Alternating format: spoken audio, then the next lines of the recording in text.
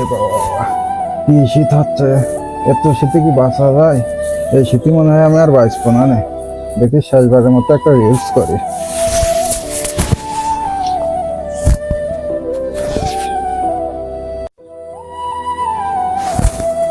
বন্ধুরা, সত্যি করে বলো তো, এই শীতটা কি নর্মাল শীত? লেপ আছে, কম্বল আছে, তাও পা এমন ঠান্ডা যেন ফ্রিজে ঢুকিয়ে রেখেছি। পা না গরম হলে ঘুমই আসে না আমার।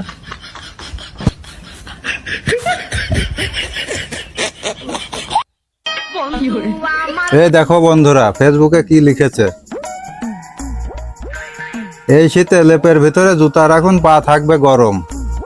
লোকজন কমেন্ট করছে, wow wow, life changing tips. যখন সবাই করছে তখন আমি না করলে কেমন হয়? আমিও ট্রাই করি। দেখি জুতাটা নিয়ে আসি।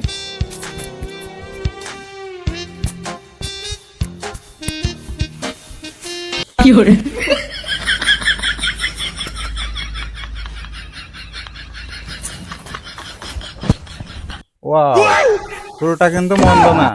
পাটা বেশ গরম লাগছে। এই টিপসটা যদি কাজে দেয় তাহলে আমি কিন্তু ভাইরাল। সেই গরম আছে। বাহ, সেই মজা। লেপের ভিতরে কে? বাবা, আমি। লেপের ভিতরে এত নড়াচড়া কিসে? দেখি তো ওই চোখের। বাবা, এটা কি? বাবা, এটা আধুনিক শীতকালীন সলিউশন। Oh my god!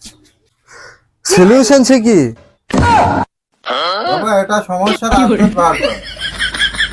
এটা গন্ধ কিসের? এ তো শীত কম, জুতার গন্ধই বেশি। Oh no! বাবা, একটু সহ্য করো, পা গরম হচ্ছে। পা তো গরম হচ্ছে, তবে নাক বেঁচে থাকবে Oh তো? my god! এই ঘরে পচা গন্ধ কেন? দেখি তো, দেখে আসি। লেপের ভিতরে জুতা পরে শুইছিস, তুই কি মানুষ?